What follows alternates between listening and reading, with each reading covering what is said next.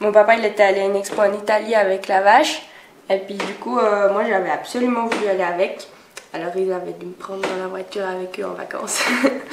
J'étais toute contente d'aller voir les vaches.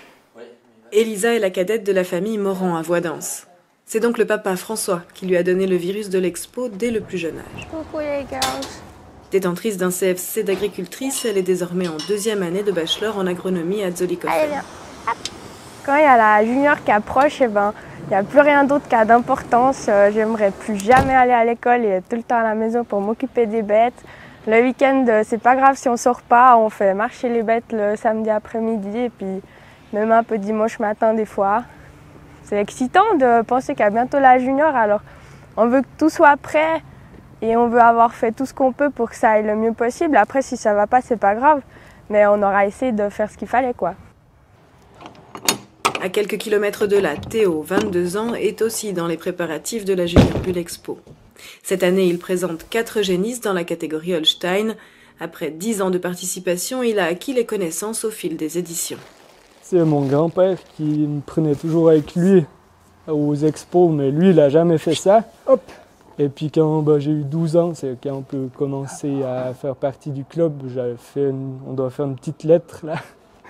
Et puis j'ai commencé comme ça avec une génisse, là, elle s'appelait Gisèle.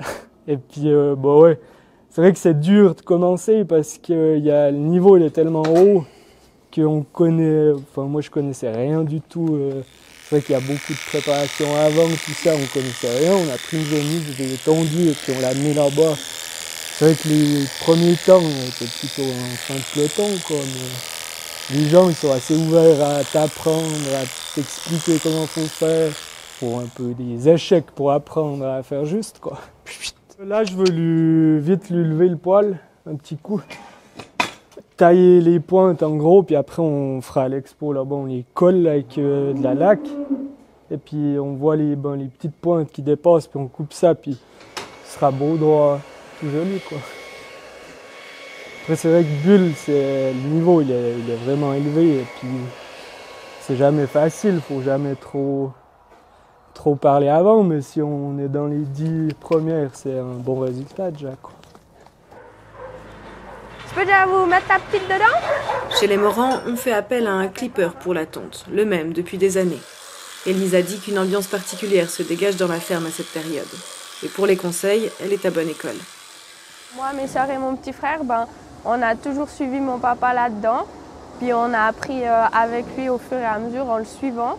À la ferme, bien sûr, c'est encore bien lui le patron. Mais pour les expos, il dit qu'il a assez fait et qu'il nous laisse pas mal faire, nous.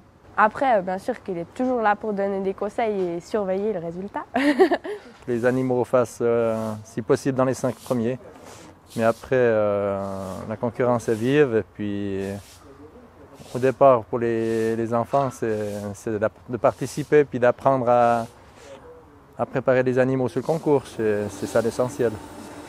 Quand on a été un éleveur passionné comme moi puis qui arrive à suivre mes enfants qui, eux, vont au concours, c'est une belle fierté. Ouais. Ils présenteront 12 candidates lors de cette édition 2022 de la Junior Bull Expo qui se déroule les 9 et 10 décembre à l'Espace Gruyère.